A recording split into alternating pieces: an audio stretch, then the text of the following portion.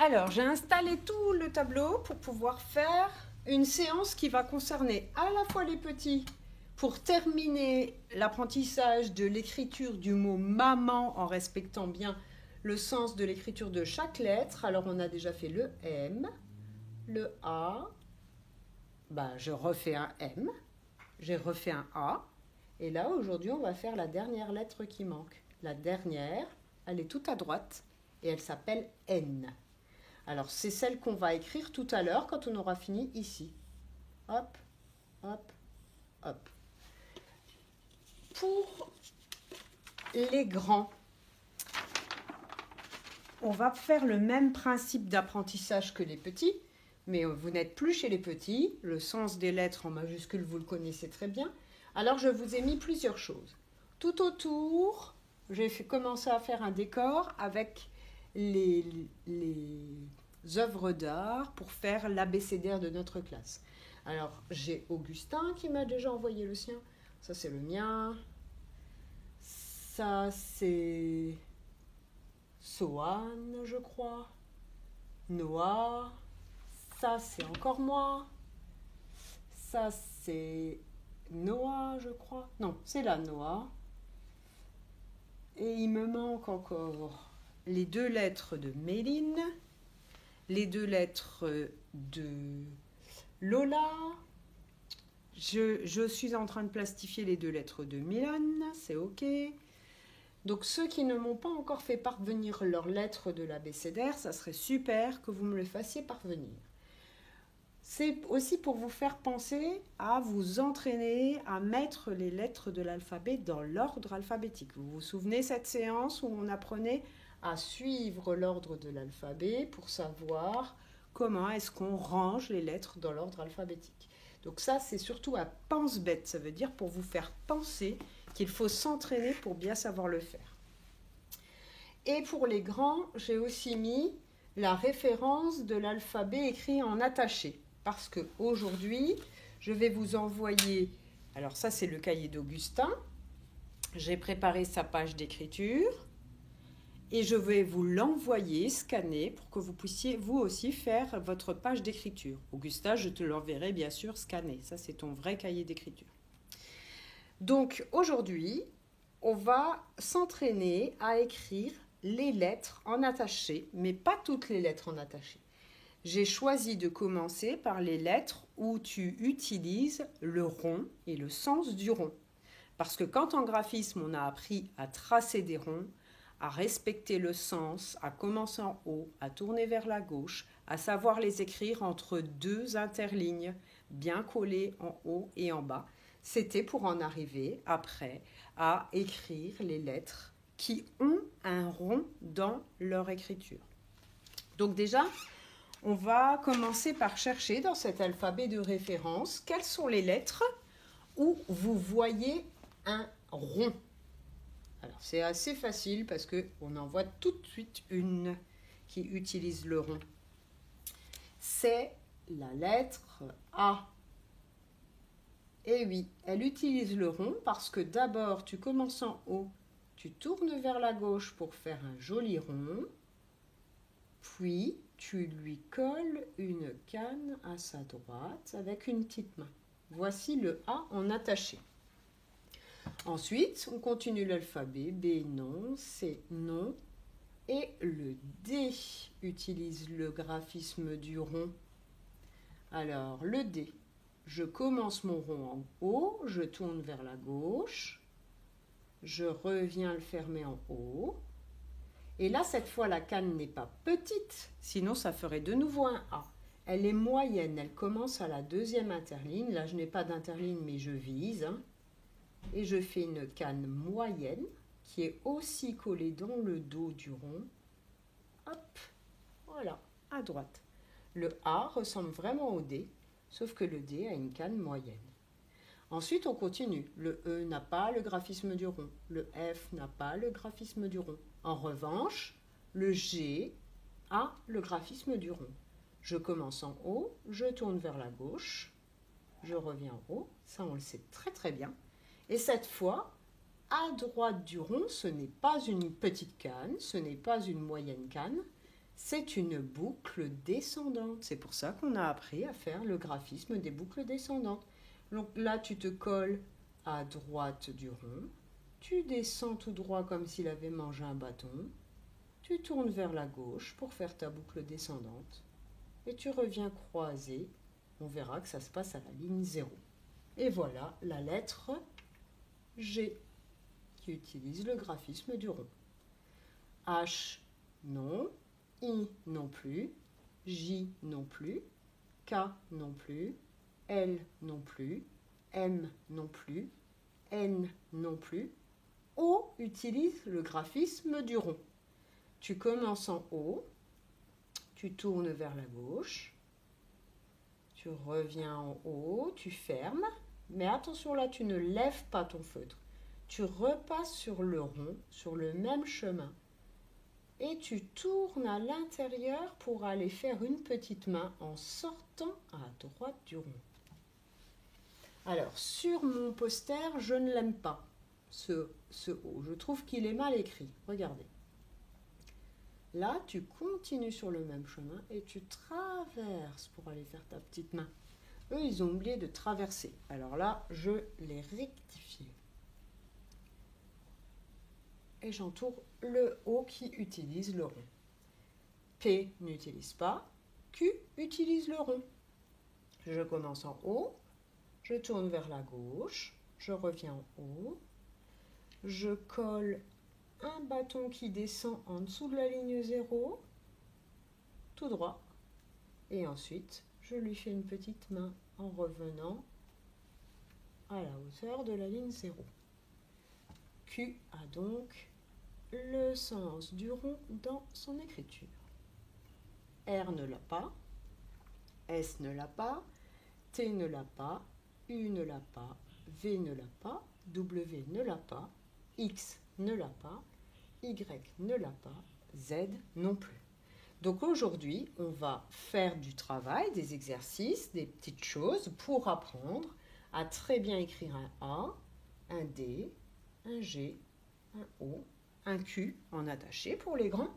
Et ensuite, lorsque vous aurez fait tous les exercices que je vous conseille de faire, alors ça ira tout seul pour passer dans un cahier d'écriture. On ne fait pas l'inverse, même si on est pressé de faire de l'écriture dans un cahier. On n'est pas au CP déjà. Et puis ensuite, il vaut mieux d'abord faire des échauffements comme à la maternelle, s'entraîner à apprendre à écrire comme à l'école maternelle, pour ensuite bien écrire dans un cahier.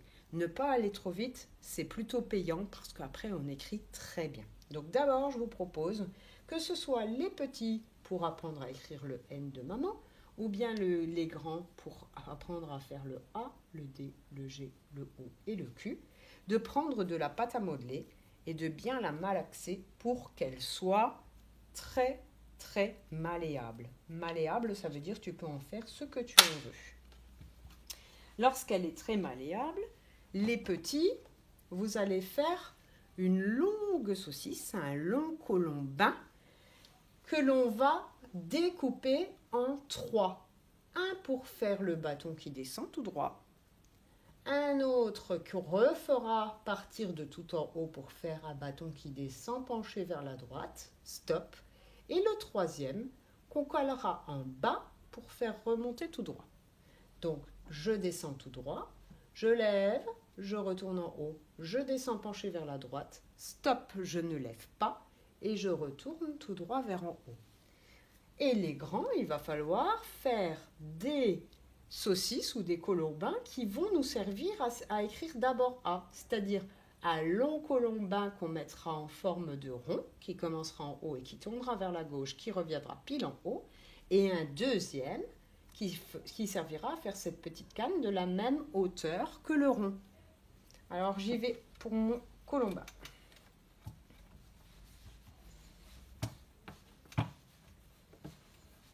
Maintenant, vous devez commencer normalement, si vous avez suivi toutes les vidéos d'écriture, à bien savoir faire ça.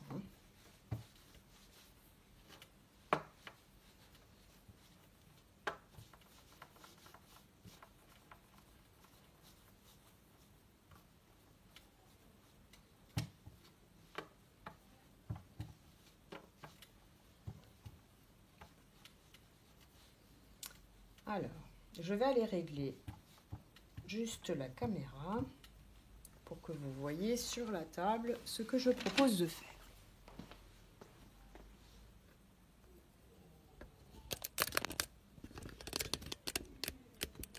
Voilà. Donc, ça ne compte pas. C'est des morceaux dont je n'ai pas besoin. Voici le grand colombin que j'ai fait pour montrer aux petits. Les petits, ce que j'attends de vous, c'est que vous coupiez votre grand colombin en 3. Un pour faire le bâton qui descend tout droit. Un autre pour faire le bâton qui descend penché et qu'on accroche tout en haut. Et enfin, un autre pour faire le bâton qui remonte tout droit. Attention, il doit être de la même taille que mon premier bâton. Hop, je l'enlève un petit bout s'il est trop grand. Je l'allonge un petit peu s'il est trop petit. Et voilà la lettre N de maman.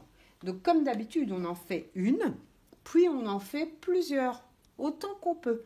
Des petits, des moyens, des grands. Et on s'entraîne en pâte à modeler. Tandis que les grands, je remonte, je malaxe bien ma pâte à modeler. Je refais un long colombin que je vais découper en 2 morceaux pour faire A, en 2 morceaux pour faire D, en 2 morceaux pour faire G.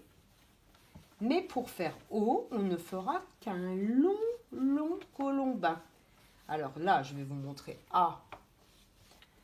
Je vais vous montrer O et le Q. Et les autres, vous allez vous débrouiller parce que ce sont les mêmes principes. Je vous montre les 3 difficultés. Alors, pour A, hop, je prends un long colombin. Je commence en haut, je tourne vers la gauche et je reviens en haut. Je l'arrondis bien pour que ça ressemble vraiment à de la belle écriture.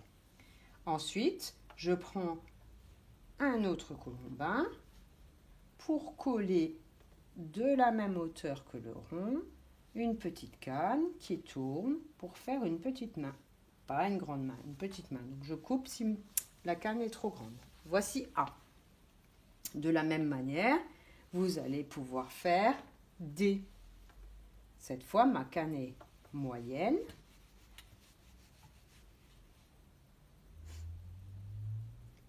Et elle tourne en bas avec sa petite main. Voici D. Vous allez pouvoir faire G. Pour faire la boucle ascendante, il va falloir que votre colombin soit long pour que vous ayez assez de pâte à modeler pour pouvoir faire la boucle descendante. Alors, je me colle. Quand j'arrive en bas, je tourne vers la gauche pour remonter et je croise. Hop, pour faire G. Pour faire O, c'est le problème que j'ai eu avec Kaona, Milan et Raphaël pour leur faire bien comprendre. O, tu n'as besoin que d'une seule saucisse ou d'un seul colombin, comme tu veux les appeler. Tu commences en haut, tu tournes vers la gauche, tu remontes en haut. Tu fermes, mais attention, tu ne le coupes pas.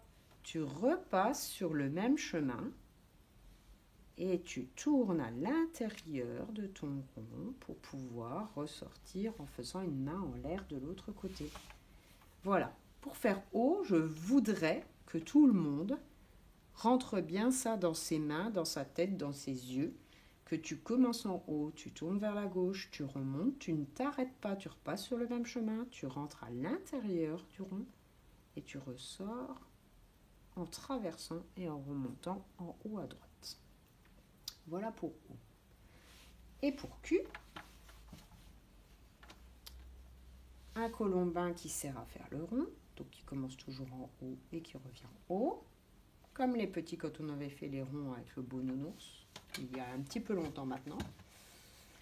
Un trait qui descend tout droit, hop, à droite du rond, et un petit colombin pour pouvoir faire une petite main qui tourne, qui va lui servir à donner la main. Alors, la petite main, regardez, elle doit être sur la même ligne que le rond. Et voilà Q. Donc là, vous en avez besoin de 3. Un pour le rond, un pour la barre qui descend et un pour la petite main.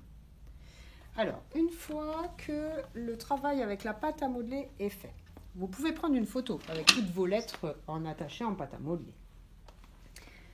Et ensuite, aller vers le bac à sable. Alors, les petits, on reprend le tracé. Je fais mon sable bien lisse. Je commence en haut. Je descends tout droit pour N. Je lève. Je repars en haut. Je descends penché vers la droite. Stop. Je ne lève pas. Je remonte tout droit. Voici le N de Noah. Alors ça paraît simple quand on regarde, mais par exemple Héloïse ce matin a très bien réussi à suivre tous les chemins sur la fiche papier où elle a fait son N. C'était tout bien parce qu'elle suivait le sens des petits crayons. Et puis une fois qu'elle l'a refait toute seule, hop, c'est reparti dans le mauvais sens. Alors il faut bien faire beaucoup de N pour bien mémoriser que tu commences en haut, tu descends tout droit, tu lèves, tu repars en haut, tu descends penché vers la droite, stop, et tu remontes tout droit. Un grand, un moyen, je peux faire un tout petit. Je descends tout droit, je descends penché vers la droite et je remonte tout droit. Peu importe s'il est grand, moyen ou petit, il respecte toujours le même sens de l'écriture. Pour les grands, pareil, dans le sable, dans la semoule, ou que sais-je, peut-être dans le cacao, comme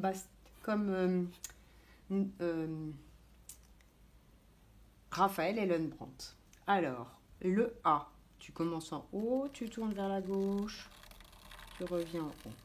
Tu lèves, tu fais ta petite canne, collée à sa droite avec une petite main. Le D, je vais un petit peu plus bas sinon je vais foncer, tu tournes vers la gauche, tu lèves, tu repars plus haut pour faire une moyenne canne et une petite main. Ensuite, le G, tu commences en haut, tu tournes vers la gauche, tu te mets à droite du rond, tu descends tout droit, tu tournes vers la gauche, tu remontes penché pour croiser et avoir une boucle descendante. Hop. Le O, alors là, attention, hein, c'est comme la pâte à modeler. Tu tournes pour faire ton rond, tu le fermes, mais tu ne t'arrêtes pas. Tu repasses sur le même chemin, tu tournes au milieu du rond et tu ressors de l'autre côté. Je le refais. Hop, hop, hop. Là, il faut vraiment bien s'entraîner à le faire pour qu'il soit à la fois avec un seul et même trait, à la fois beau, bien sûr. Il ne faut pas que ça termine en spirale ou en espèce d'escargot. Hein. Alors, je n'ai plus de place pour faire Q. Hop, j'efface. Voici Q. Tu tournes vers la gauche. Tu reviens. Tu fais un trait qui descend à droite du rond, tout droit, bien tout droit. Et ensuite, tu te places en bas du rond pour faire une petite main qui tourne et qui attend de s'accrocher à une autre lettre. Là, tu t'es bien entraîné sur le sable. Alors, petits et grands. Ensuite, si vous avez un tableau ou bien une ardoise, toujours le même type d'exercice, mais il ne faut pas se lasser. Donc, déjà, tu écris N. Je descends tout droit, stop, je lève mon feutre, je descends penché, stop, et je remonte tout droit. Je descends tout droit, je lève mon feutre, je descends penché vers la droite, stop, et je remonte tout droit. Je descends tout droit, je lève mon feutre, je descends penché vers la droite, stop, et je remonte tout droit.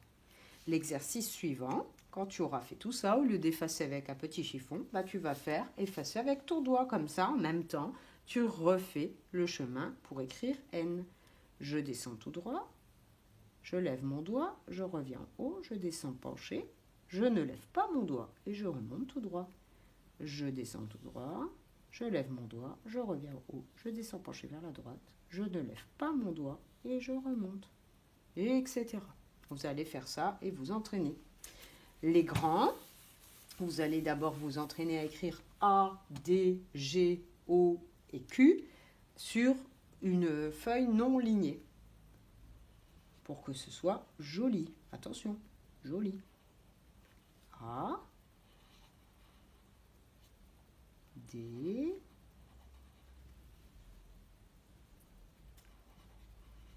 G,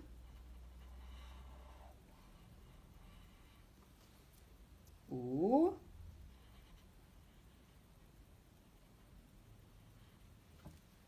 Q.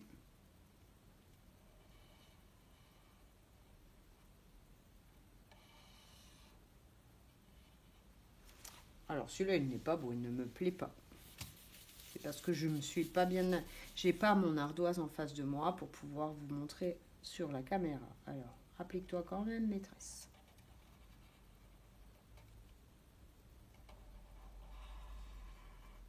Beaucoup mieux.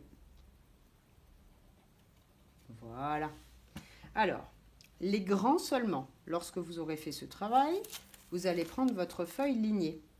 Et vous allez toujours bien commencer le rond à la ligne 1 et toucher à la ligne 0.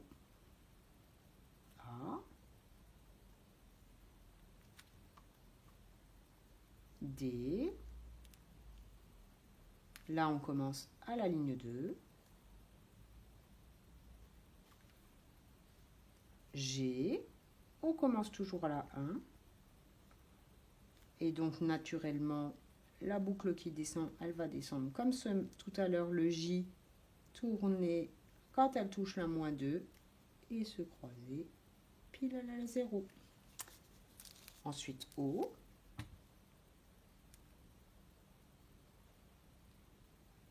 tu repasses sur le même chemin, hop, tu traverses et tu sors ta petite main en l'air. Et la lettre Q.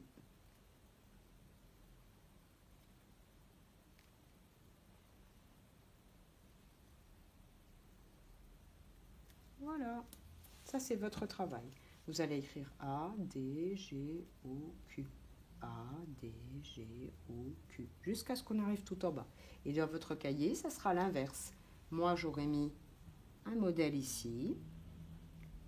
Pour les enfants gauchers comme Augustin, j'en aurais mis un de l'autre côté parce que lorsqu'ils écrivent avec leur main gauche, sinon ça cache le modèle. Et vous, vous allez devoir en mettre un dans chaque carreau. On a appris ça. Le même que le modèle, un dans chaque carreau. Et je ne vous mets pas de point de départ parce que votre exercice, c'est de savoir où commence le rond, par où il tourne, où commence la petite canne, etc. Parce que quand les maîtresses mettent des points dans les cahiers, eh bien les enfants ne font plus attention à ça. Alors là, c'est compliqué pour vous, mais tant pis. Alors, quand les grands feront ça, ensuite ils auront leur cahier d'écriture, tandis que les petits, lorsqu'ils auront fini de faire la pâte à modeler, le sable, l'ardoise, ils passeront à cette fiche. Je répète, on met son prénom, qu'on écrit très bien une lettre de chaque couleur. Cette fois, la fiche dit qu'on apprend à écrire le N qui est à la fin de maman. Il y a toujours cette petite maman à colorier. La consigne, je m'exerce à écrire la lettre N de maman en respectant le sens du tracé de la lettre en capitale. D'abord, tu prends des feutres pour faire les N, un de chaque couleur en respectant bien le sens. Je fais un modèle. Je commence en haut, je descends tout droit. En suivant le chemin, je recommence en haut, je descends penché. En suivant l'autre chemin, je ne lève pas mon feutre et je remonte penché en suivant le chemin. Et tu changes de couleur pour que ta fiche soit très belle. Lorsque tu arrives au dernier tout en bas et pas avant, tu dois faire un beau N dans le beau cadre que j'ai dessiné avec mon ordinateur, ici, tout seul, en respectant bien le sens de ce tracé. C'est là qu'on voit si les enfants respectent bien tout le sens qu'ils ont appris en s'entraînant et s'ils ne reviennent pas en arrière, comme tout à l'heure Héloïse. C'est là que j'ai vu que c'était pas encore bien ancré dans ses yeux, dans sa main, dans son cerveau, dans ses oreilles, et qu'il faudra qu'elle s'entraîne encore pour bien dire « je descends tout droit, stop, je lève mon feutre, je descends penché vers la droite, stop, je ne lève pas mon feutre et je remonte tout droit ». Voilà. Il y a beaucoup de travail pour vous, mais en tout cas, c'est pour bien apprendre à faire votre travail d'écriture. Allez, au travail!